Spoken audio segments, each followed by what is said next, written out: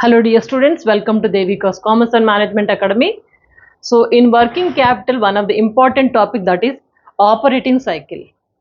Operating cycle, if you understand working capital management is very easy. What is operating cycle? A simple words I'll tell you. When you start your business, how do you start your business? First premises and what kind of business you want to do, what kind of manufacturing you wanted to go. Once if you decided, then first step is that you want to buy the material. If infrastructure everything is clear, you'll buy the material, and that material, raw material, we are going to use it in the manufacturing process. In manufacturing process, raw material, work in process, and then finished goods, three types process are there. Once if the goods are raw material to finished goods, raw material to finished goods means ready to dispose, ready to sell. So if this is the final stage, raw material to ready to sell the goods, finished goods, ready to dispose it. This process we say it as a working cycle.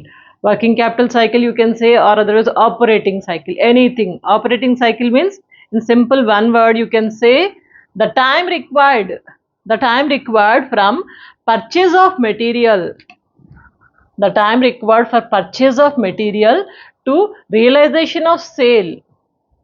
From the purchase of material to realization of sale, between these two, this is called as operating cycle or working capital cycle.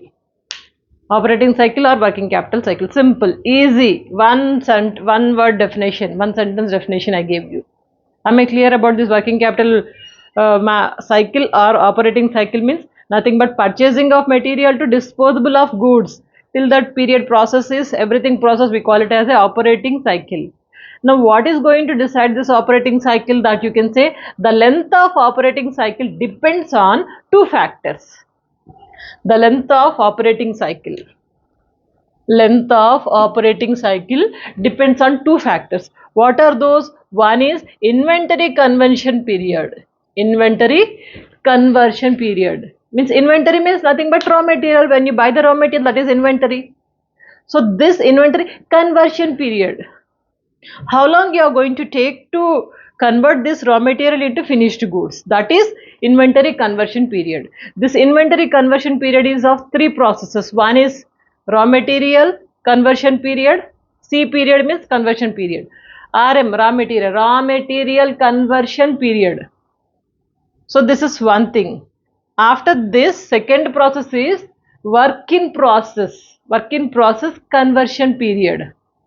During the work in process, how much period it is taking. Then after that, finished goods conversion period, and the products are ready, but how much time it is taking to finished goods process. These three processes we can say inventory conversion period. So inventory conversion period is how much? Second thing is that debtors conversion period. Who are the debtors? Remember, debtors means to whom you are selling the goods on credit basis. Debtors. You are selling goods on credit basis. In how many months, in how much period these debtors are going to get back the payment? In how many days, how many months these debtors are going to pay back our product price. So that is debtors conversion period. How much time it is? Are they taking 2 months, 3 months, 1 year? How much time they are taking? That is also going to decide this cycle, operating cycle. Main two factors: inventory conversion period, how much it is taking, and debtors conversion period. Are you getting it? Now you can see operating cycle or inventory cycle or working capital cycle. So in a simple diagram, operating cycle or working capital cycle, anything you can say, operating cycle. So there are few steps. How do you start the process of your goods or your business? First process, you will start with cash, accumulate cash. Cash, I got it. Once if I get the cash, next thing is that I have to go for the purchasing of material. Some products I have to produce. How do I produce? I need first raw material. Cash I have, then raw material. What should I do? Raw material I have to purchase it. I want to purchase the raw material. second step. First step is first get the cash, then purchase the raw material. Raw material purchased. Don't keep quiet. Next process. Raw material is ready. Then go for the production process. What do you do? Work in process. Work in process. This raw material you are producing it. That is, we call it as work in process. Work is in process. So for this you can say it as a production process started. Work in process means production process started. So this is going on. How much time it is taking? How much time it is taking? The more time it takes, the process will be slow.